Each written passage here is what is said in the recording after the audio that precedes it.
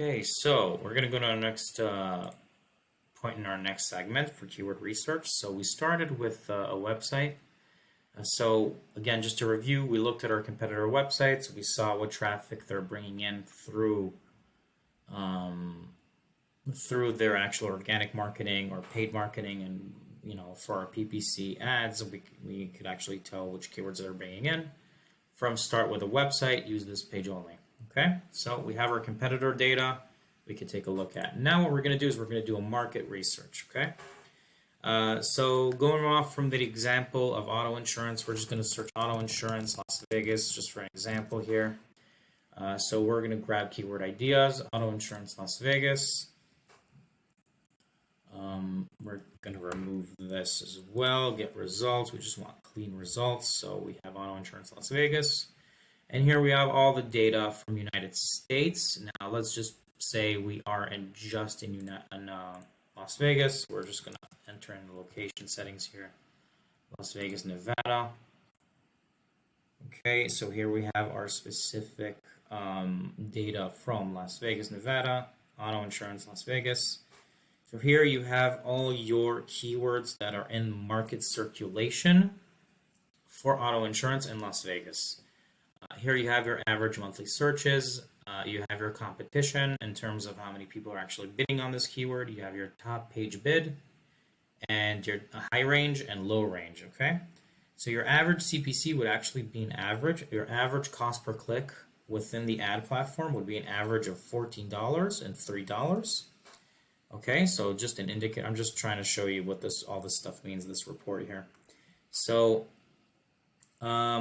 here you have a mix of competitor, brand, and product. Okay, so this would be a product campaign keyword, another product campaign keyword, product.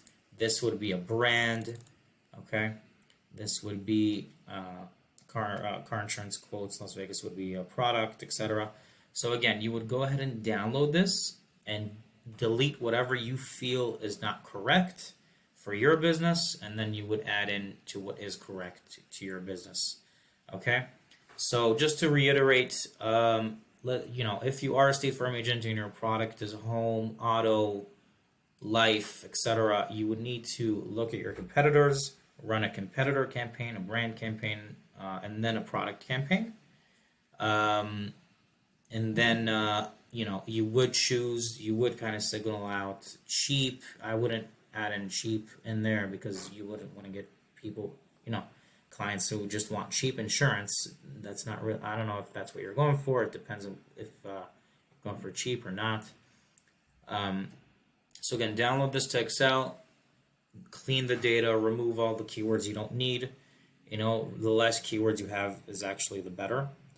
Another quick tip here is average monthly searches. This is a trend chart here they give you. So pro tip, you can always, this trend chart is basically a yearly chart of search volume. So a lot of keywords are actually seasonal in terms of their popularity.